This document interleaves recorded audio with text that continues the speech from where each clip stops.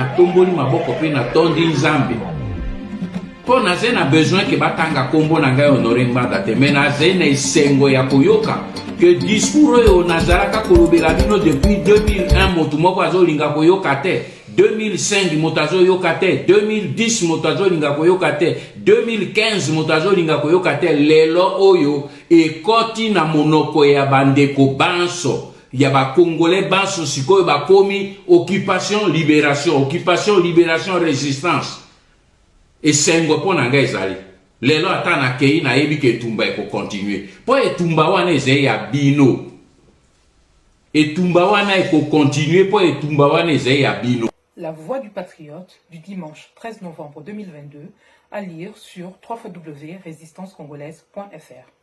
Des Banyarwanda au secours des terroristes du M23 sur instruction de Kagame et Kabila. Ces dernières semaines, la déstabilisation dans laquelle est plongée la République démocratique du Congo depuis la chute du maréchal Mobutu en 1997 a pris une nouvelle tournure. En effet, suite au travail sans relâche des résistants congolais tels que M. Honoré Ngbanda Nzambo Kouatumba ou d'autres observateurs avertis de la situation politique congolaise, force est de constater que les lignes de l'ignorance ont réellement bougé au sein des Congolais et dans le monde concernant la crise congolaise.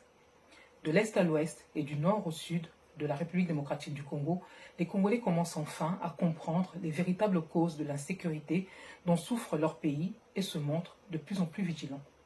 Rattrapés par les événements, les membres de la classe politique congolaise, dont nombreux s'avèrent pourtant les alliés objectifs des occupants de la RDC, se voient de plus en plus contraints de dire la vérité sur le processus d'occupation et de balkanisation en cours en République démocratique du Congo.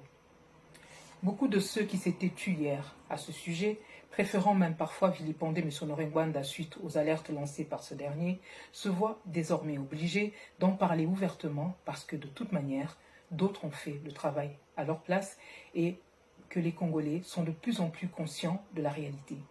C'est donc dans ce contexte que se déroulent des affrontements entre l'armée congolaise et la milice rwandaise terroriste du M23, un groupe armé créé et soutenu par le régime de Kigali. Alors que ce groupe armé qui sème la terreur et la désolation dans l'est de la République démocratique du Congo depuis des années, occupe depuis quelques semaines des pans entiers du territoire congolais au nord Kivu et menace la ville de Goma, la riposte des FRDC sème en ce moment la panique dans leurs rangs. L'offensive militaire congolaise, en effet, appuyée par des tirs aériens, a réussi à déstabiliser ses protégés de Kigali. Les réseaux de M. Honoré Ngbanda à l'intérieur du pays viennent d'informer la rédaction de La Voix du Patriote que Kigali, en panique, s'est senti dans l'obligation de tout mettre en œuvre pour stopper à tout prix l'avancée des FRDC. C'est ainsi que Paul Kagame et Joseph Kabila, les créateurs de la milice rwandaise des M23, ont instruit des ressortissants rwandais vivant en RDC, sous l'étiquette tantôt des Banyamulenge, tantôt des Banyarwanda ou des Tutsi et Hutu rwandophones. Ils ont été instruits de se rendre urgemment auprès de Félix Tshisekedi pour lui rappeler ses engagements vis-à-vis de Kigali suite au deal qu'il a conclu avec eux pour se hisser à la tête de la RDC. Joseph Kabila est donc l'organisateur de cette rencontre à laquelle Félix Tshisekedi ne pouvait que se plier et dont vous avez pu voir les images il n'y a pas longtemps. Azaras Koubewa, Moïse Nyarugabo, Alexis Guissaro, tous sont venus auprès de Félix Tshisekedi pour lui demander un cessez-le-feu pour privilégier les négociations que Kigali appelle de tous ses voeux. Mais ce stratagème ne vise qu'à trouver une solution pour stopper l'offensive des FRDC qui pilonnent actuellement dangereusement la milice terroriste du M23 et d'autres éléments rwandais venus en appui pour les aider à combattre l'armée congolaise. Paul Kagame tente d'arrêter tout simplement les bombardements dont ses protégés font l'objet pour que ceux-ci puissent se réorganiser, tel est pris qu'il croyait prendre. Face à cette demande de ses alliés rwandais, Félix Tshisekedi a expliqué à leurs émissaires qu'ils se trouvaient actuellement sous une forte pression du peuple congolais qui ne veut rien entendre d'une quelconque collaboration directe ou indirecte avec le Rwanda et qu'il lui était difficile d'accéder à cette requête sans éveiller plus de soupçons sur sa personne. Félix Tshisekedi s'est également plaint du fait qu'en voulant aller trop vite en besogne dans son projet d'occuper et de balkaniser l'Est de la RDC, Paul Kagame l'a mis en difficulté, alors qu'il avait pourtant réussi à mettre en place les mécanismes permettant leur projet commun d'exploitation des minerais à l'est de la République démocratique du Congo. S'adressant donc à Azarias Ruberwa, Félix Tshisekedi lui a demandé de faire part à Paul Kagame des difficultés qu'il rencontre actuellement pour appliquer à la lettre les accords convenus avec lui et que, pour l'instant, il ne voyait pas comment répondre à ses exigences. La réunion s'est donc terminée en queue de poisson. Mais que les Congolais ne s'y trompent pas. Félix Tshisekedi essaye simplement de gagner du temps en espérant un moment plus favorable pour faire avancer le projet de ses mentors rwandais. Sous-titre: la place des terroristes rwandais du M23 se trouve en prison et non autour d'une table de négociation. Au vu de ces informations recueillies par les résistants congolais, la Voix du Patriote et la RC Résistance congolaise invitent les militaires congolais à ne surtout pas relâcher la pression sur les troupes de Kagame qui se cachent derrière la fausse appellation des M23.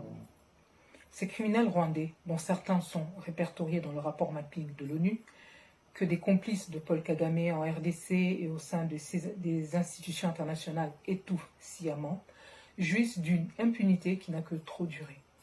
Pourtant, leurs actions criminelles dénoncées par les ONG, les Nations Unies et leurs victimes congolaises survivantes de leurs exactions entraînent chaque jour le massacre de nombreux de nos compatriotes à l'est du pays. La Voix du Patriote et la RC Résistance congolaise appellent également tous les Congolais à accentuer la vigilance et la pression sur Félix Tshisekedi, son Parlement et son gouvernement fantoche, instrumentalisé et mis en place par Kigali et Kampala pour que 1. La RD Congo se retire sans délai de la communauté des pays de l'Afrique de l'Est, EAC en sigle, qui est essentiellement composée des pays agresseurs de la République démocratique du Congo, dont les troupes servent de renfort à Kigali pour le pillage, l'occupation et la balkanisation de la RDC. 2. Que les relations diplomatiques de la RDC avec en particulier le Rwanda et l'Ouganda soient rompues et que leur représentation diplomatique en RDC soit définitivement fermée. 3. Que les milliers de taupes et agents de Paul Kagame infiltrés en RDC soient tous écartés sans délai de nos institutions et en particulier au sein des FRDC et tous les autres services de sécurité du pays, police, ANER, direction des renseignements militaires, DRM en sigle, etc. 4. Qu'aucun dialogue ne soit accepté entre le gouvernement congolais et les terroristes du M23 ou leurs représentants rwandais, d'autant plus que Félix Tshisekedi ne saura pas résister à leur pression exercée sur lui pour accéder à leurs demandes qui équivalent en fait à des véritables primes au crime. La place des M23 se trouve en prison et non autour d'une table de négociation.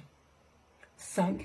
Qu'ils exigent de la communauté internationale et l'ONU la fin de l'embargo imposé à la République démocratique du Congo et que cet embargo soit plutôt imposé au Rwanda, dont il est désormais prouvé qu'il soutient et arme la milice terroriste des M23. Enfin, la Voix du Patriote et la RC Résistance congolaise attirent l'attention de tous les Congolais sur le fait que cette démarche auprès de leur allié Félix Tshisekedi, des prétendues communautés rwandaises, Tutsis et Hutus vivant en République démocratique du Congo, vient confirmer aujourd'hui le véritable rôle de certains ressortissants du Rwanda vivant dans notre pays depuis des années. En effet, nombreux parmi eux travaillent pour Kagame dans le but d'occuper et de balkaniser la République démocratique du Congo. Après s'être fait appeler auparavant les Banyamulenge, en faisant croire qu'ils faisaient faussement partie des ethnies originaires de la RDC, leur mensonge mis à nu, ils changent de nom et préfèrent se faire appeler en ce moment les communautés Tutsis et Hutus rwandophones vivant en RDC. Suite au travail de clarification mené sans relâche par les résistants congolais partout dans le monde, il leur est en effet devenu difficile de justifier, entre autres, du fait qu'étant des réfugiés rwandais localisés sur la colline de Mulenge en RDC, d'où l'appellation Banyamulenge, il n'était pas compréhensible qu'ils exigent des terres à Minembwe, donc à des kilomètres de là, comme étant les leurs. Et oui, pourquoi pas? Par exemple, c'est comme si ici en France, des prétendus Bretons en France iraient exiger des terres en Corse ou dans le Languedoc par exemple. La supercherie saute aux yeux. De plus, contrairement à tous les Congolais dont les ethnies ont été clairement répertoriées par l'administration belge, il n'y a pas d'ethnie Hutu ou Tutsi en République démocratique du Congo. La carte ethnographique dressée par les colons belges est sans appel. Dans notre pays, le nom de chaque ethnie correspond à leur dialecte, et comme les Yanzi qui parlent Kiyanzi, les Sakata qui parlent Kisakata, les Nande qui parlent Kinande, Bembe, Mbandi, Mbunza, etc. Et à chacune de ces ethnies correspond un territoire précis lié à chaque chefferie, ce qui n'est absolument pas le cas des réfugiés Hutus ou Tutsis dont les chefs coutumiers eux-mêmes sont originaires du Rwanda. Ainsi, lorsque l'on parle des millions de morts en République démocratique du Congo suite à la guerre que mène le régime criminel de Kigali, les chiffres sont éloquents. Les populations massacrées, violées en masse sur notre territoire sont les autochtones congolais. Les survivants sont forcés de se déplacer pour que leurs terres soient systématiquement occupées par des populations rwandaises, Hutus ou Tutsis. Le monde le sait et le monde se tait. La balle est donc dans le camp des Congolais. À nous de nous organiser avec détermination pour en finir à la fois avec les occupants, leurs milices et nos ennemis intérieurs, les collabos congolais au service de Kigali. Avec 12 millions de morts, tout le monde sait aujourd'hui que les populations les plus menacées en RDC sont justement celles qui ne sont pas rwandophones et vivent à l'est du pays. Autrement, il aurait fallu vider une partie du Rwanda pour atteindre un chiffre pareil dans la région des Grands Lacs, ce qui n'est évidemment pas le cas. Paul Kagame est un grand menteur. Paris, le 13 novembre 2022. Candido Keke, responsable du pilotage stratégique du CNRC, RC Résistance Congolaise. La voix du patriote à lire sur www.résistancecongolaise.fr. Na tomboli maboko pe na tondi nzambe. Po naze na besoin ke batanga kombo na ngai Honoré Ngbanda te, mais naze na esengo ya koyoka que discours oyo nazalaka kolobela bino depuis 2001 moto moko azolinga koyoka te, 2005 moto azoyoka te, 2010 moto azolinga koyoka te, 2015 moto azolinga koyoka te. Lelo oyo ekoti na monoko ya bandeko banso ya ba Congolais banso sikoyo bakomi occupation libération résistance. Esengo po na ngai ezali lelo ata na kei na yebi ke etumba eko continuer po etumba wana ezali ya bino, etumba wana eko continuer po etumba wana ezali ya bino.